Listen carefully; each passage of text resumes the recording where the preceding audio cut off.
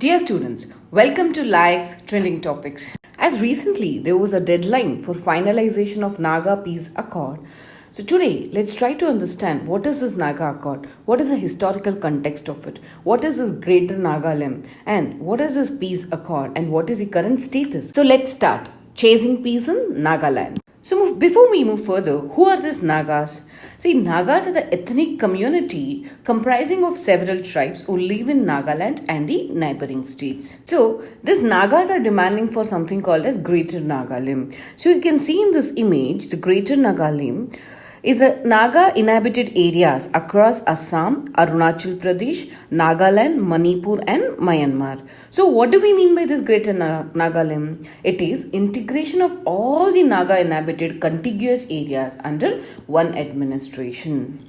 All the Nagas, whether they are in Assam, Arunachal Pradesh, Manipur, Nagaland, Myanmar, shall come under one administration is their demand. See, this demand is not today's. It is present from the colonial decade. In 1826, British annexed Assam. In 1881, Naga Hills, which was part of Assam, was also annexed by the British. As a resistance to the British annexation, in 1918, a Naga club was formed. It was the first resistance against the British and a first movement towards the unification of Naga. Then, when 1929 the Simon Commission came into the India, Naga people met them and they asked for the self-determination as they were unique in their culture and ethnicity. Then, in 1946, a Naga National Council was formed, which was led by Angami Zapu Fizo. So in 1947, this Angami Zapu Fizo, being a head of Naga National Council, declared Nagaland as an independent state.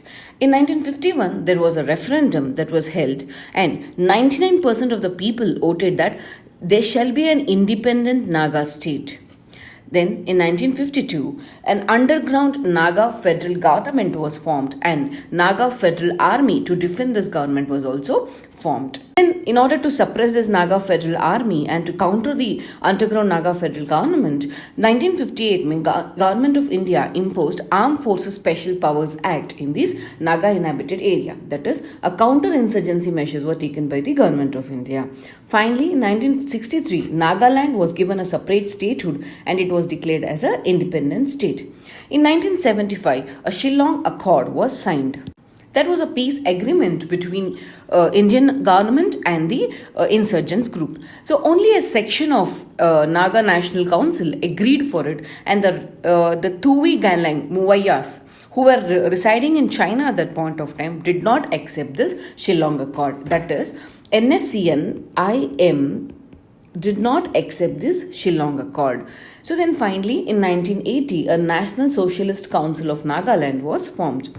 Then in 1988, there was a split between National Social Councilist of Nagaland, that was one which was led by Muvaya and the one which was led by Kaplang.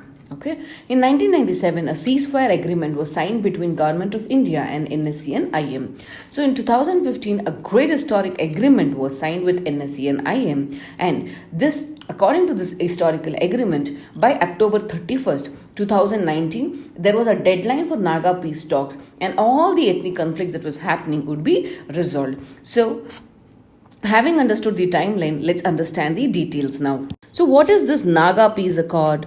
See, in Naga Peace Accord, this NSCN-IM, that is Muvaya group, he is de-recognized as a militant organization. So once they are de-recognized, they can come into the platform where Government of India and they will sit and talk together.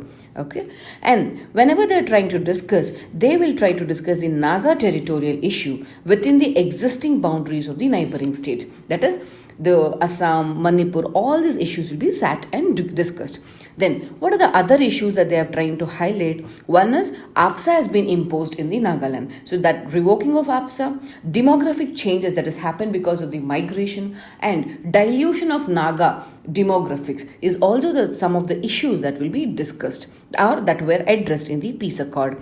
Then, what is the one thing which we have to remember here? In the Naga Peace Accord, there was also a differences or there was no consensus with respect to the separate Naga flag and the constitution. Having understood the Naga Peace Accord, then what is this Naga Peace Talks? As I have told earlier, NSC and IM had not agreed for the peace agreement that was signed. So there was always a talks that is happening to solve the disputes of the Nagas. That is Naga nationalism that dates back to the colonial rule. So the peace talk is to ensure that the territorial claims that is being made has to be resolved. So finally, an historical agreement, that is Naga Framework Agreement, was signed in 2015 between Government of India and NSC and YUM. So even though the details are not in public, but the government, as for the first time, recognized their unique history, their culture, and the positions of Nagas, which are unique compared to the other tribes. And they've also given a deadline of October 31st, 2019 for the conclusion of the Naga peace talks. So, what is the current status of the territorial demand? See, these Nagas want a greater Nagaland. But what does the government wants to do? Government doesn't want to change the existing state boundaries. That is, government doesn't want to change the Nagas inhabited areas in Assam, Manipur and all. So, instead, they want to give an autonomous areas to the Naga tribal councils in Arunachal and Manipur.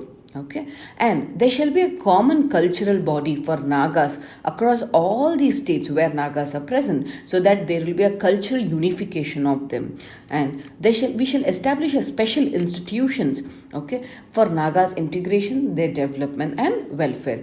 And removal of AFSA is the need of hour, and neighboring states should also be assured that any interest or any satisfaction that is being made to the Nagas shall not affect their territorial integrity. Otherwise, there is already an anxiety built in Assam, Manipur and Arunachal Pradesh.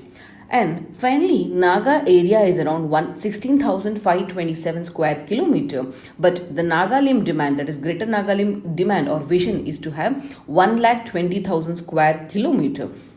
So you could understand the major difference over here.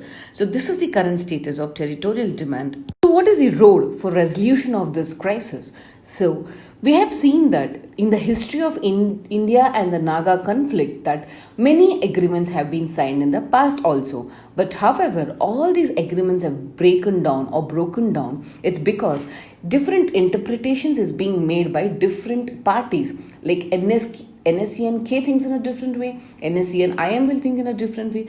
So because the terms and conditions are not clearly spelled out, these different interpretations are further complicating the issue. Therefore, the government should clearly spell out the terms. Second, the government has failed to address the issue in a holistic perspective. Therefore, in the current era of globalization with greater availability of resources, if the issue is not addressed holistically, there might be a other revolutionary Naga movement. And the third thing, so government, whenever is trying to provide for the peace solution, shall understand the issue, especially the tribal issues and the developmental aspirations they have, so that they can provide an acceptable solution to the Naga problem. Then fourth one, we can go for maximum decentralization of power, that is giving them a complete authority and autonomy in their functioning, and government just acts as a facilitator to them. Then whatever is a peace talks that is happening over here, it shall not threaten the territorial boundaries of other states. Otherwise, that again it creates tensions in the federalism. Then greater autonomy should be given to the Naga areas with a separate budgets for them to function.